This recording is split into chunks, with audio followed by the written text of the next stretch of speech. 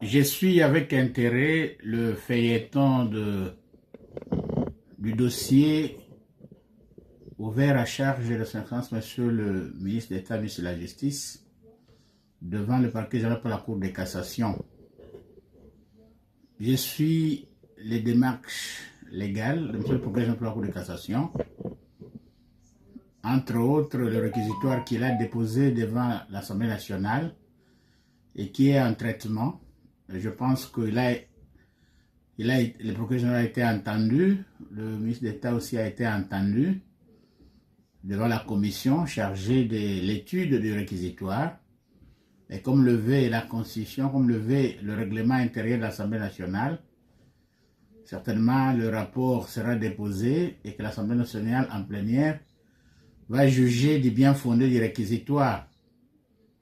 En fait, à ce stade de démarche, à ce stade de procédure, je ne pense pas qu'il y a lieu ou qu'il y a intérêt à ce que les esprits se surchauffent.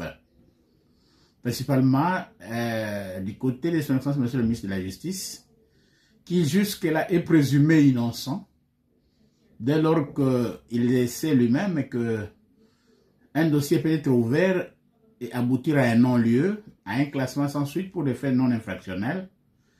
Mais ce que l'on ne comprend pas, c'est l'agitation, c'est la mobilisation de la foule, la mobilisation de la rue, la mobilisation du personnel de la justice, l'organisation de meetings avec baffles et autres devant le ministère de la Justice, comme si c'était un meeting politique.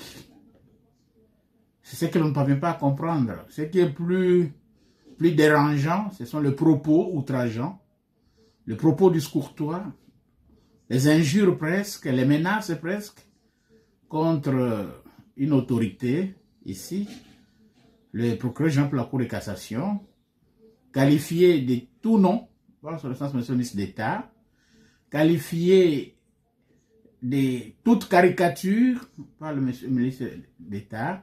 Ce n'est pas bon pour notre justice. Ce n'est pas tolérable. En principe, dans d'autres cieux, le même jour, le même soir, de propos de son Excellence Monsieur le ministre d'État, il déposerait sa démission. Parce que ça n'honore pas la fonction, ça n'honore pas sa qualité et ça pose un problème d'éthique. Une chose qui reste vraie, c'est que nous le savons tous, que la rue n'innocente pas, la foule n'innocente pas, les meetings n'innocentent pas. On ne peut être innocenté que devant le magistrat. C'est devant le magistrat qu'on doit prouver son innocence. Et là, son Excellence Monsieur le ministre d'État bénéficie de la présomption d'innocence. Je ne vois pas en quoi il devait s'enflammer parce qu'il est convoqué. Encore que, s'il se rappelle bien, lui-même a déjà fait convoquer plusieurs concitoyens et qui ne l'ont pas pris à partie. Des dossiers ont été ouverts sur son instruction, mais aucun concitoyen l'a pris à partie. Vous voyez, c'est ce qui est important à noter. C'est que, présumé innocent, on doit prouver son innocence devant le magistrat qui vous convoque. Une fois que le Parlement terminera son étude, le Parlement déjà à son niveau peut aboutir à une autorisation, ce qui laisse poursuivre le dossier, soit à une non-autorisation, c'est-à-dire que le quorum de la majorité absolue requise par la loi n'est pas atteint, et à ce moment-là, le magistrat sera bloqué.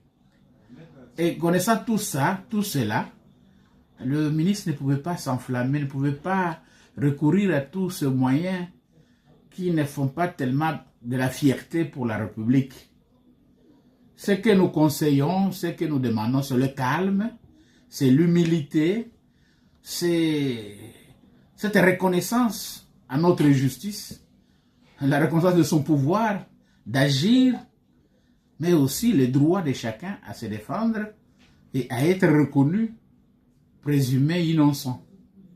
Il n'y a pas lieu de se tuer, de se casser, de se morceler de s'injurier au risque de commettre d'autres infractions plus graves ou de se mettre dans de mauvaises postures qui dérangeraient tous les membres du gouvernement, qui dérangeraient sur l'excellence Madame la Première ministre, qui dérangeraient sur l'excellence Monsieur le Président de la République, qui dérangeraient même l'Assemblée nationale.